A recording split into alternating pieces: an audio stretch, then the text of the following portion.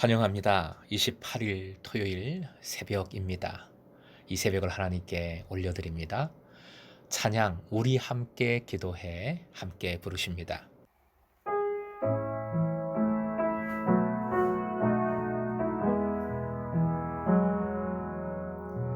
우리 함께 기도해 주 앞에 나와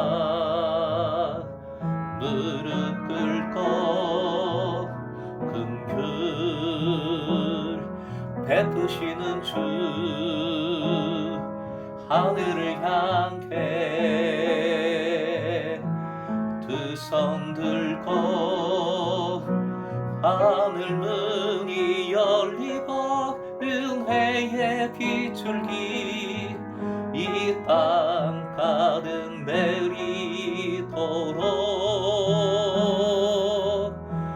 마침내 주 오셔서 의의 빗줄기 우리 위에 부으시도록.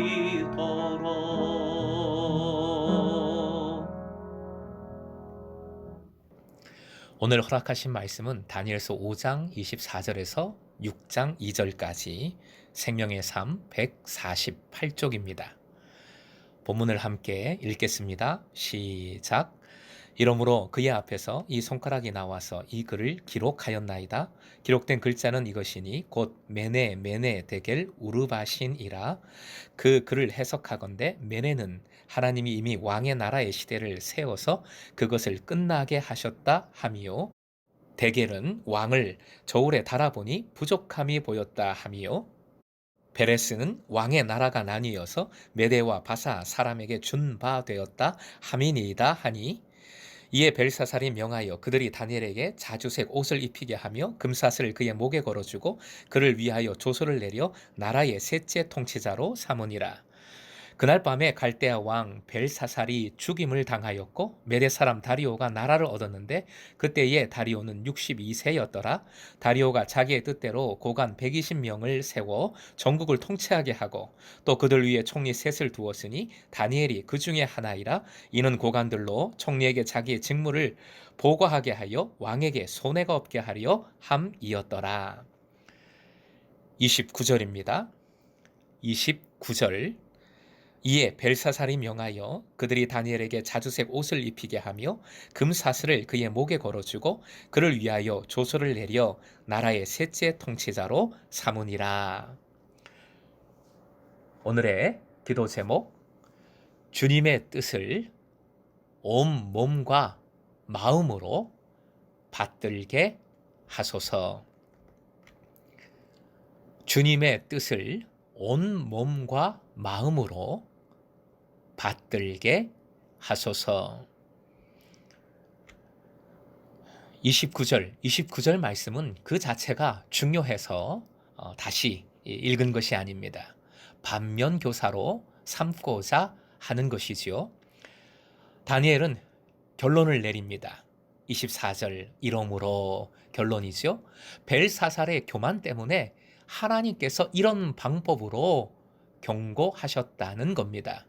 그리고 신학적인 해석을 진행하지요. 왕의 나라가 끝날 것이고 하나님 앞에서 왕이 부족했고 두 나라에게 나라가 넘어갈 것이라, 엄청난 일이지요. 넘어갈 것이라 해석을 했습니다.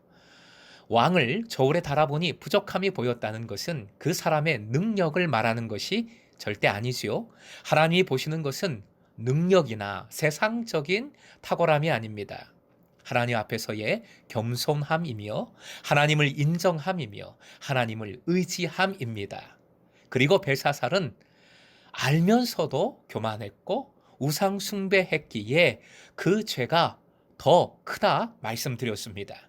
실제로 30절 바로 죽임을 당합니다. 큰 연회가 있었죠. 파티장이 바로 눈물바다 장례식장으로 변하는 어마어마한 일이 일어난 겁니다. 태후를 통하여 왕이 다니엘을 만나게 된 것은 하나님께서 주신 마지막 기회였던 겁니다. 왕은 하나님의 뜻을 전달받았습니다. 그런데 왕이 취한 행동을 보십시오. 29절, 그저 자기가 약속한 그대로 행정적인 조치만을 취했습니다. 이 29절 말씀은 두 가지를 보여줍니다. 첫째, 다니엘이 그만큼 놀라운 지혜자라는 것. 다시 말하면 하나님께서는 다니엘을 통하여 계속 그 역사하심을, 은밀한 일을 알려주셨다는 것이지요. 둘째로, 이게 정말 중요한데, 벨사살 왕의 마음이 이 말씀에 나오지 않고 있다는 사실입니다. 마음이 없다는 겁니다. 그저 외적인 조치, 행정적인 조치만 행하고 있습니다. 이것 역시 큰 교만입니다. 왜요? 왕으로서 내가 내뱉은 말, 나는 그대로 행하는 그런 왕이야. 그대로 다 해줘. 이런 느낌인 겁니다. 지금 하나님께 범죄하여 나라가 망한다. 당신은 죽는다. 이런 얘기를 들은 거잖아요. 그렇다면 그 말씀 붙들고 하나님 앞에 통회해야지요. 주님이 주신 이 큰 기회, 마지막 기회를 붙들어 써야지요. 이사야 57장 15절 읽어드립니다.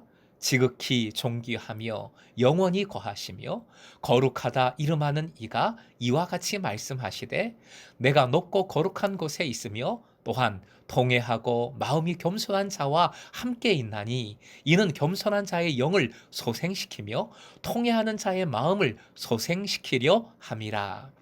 시편 34편 18절입니다. 여호와는 마음이 상한 자를 가까이 하시고 충심으로 통회하는 자를 구원하시는도다. 주님은 통회하는 자를 구원하고자 하십니다. 그럼에도 벨사살 왕은 아무런 영적 반응을 보이지 않았습니다. 그저 인간적인 반응, 거칠의 행정적인 반응, 격심만 차리는 반응을 보일 뿐이었던 것입니다.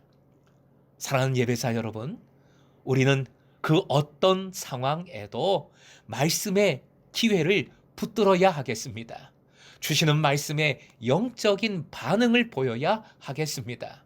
좀 더 적극적으로 표현하면 모든 것을 기회로 삼아 하나님께 통회하며 하나님께 더 가까이 나아가야 하겠습니다. 주님의 뜻을 우리의 온 몸과 마음과 힘과 뜻과 정성을 다해 받들고 순종할 때 우리는 죽음을 면하는 정도가 아니라 반드시 풍성한 회복과 새 은혜를 누리게 되는 줄로 믿습니다. 이 어려운 시기 참 힘들고 어렵습니다. 그러나 다시 이 믿음을 붙들어 오늘도 주님과 동행하는 놀라운 기쁨을 누리시는 여러분 되시길 주님의 이름으로 축원드립니다.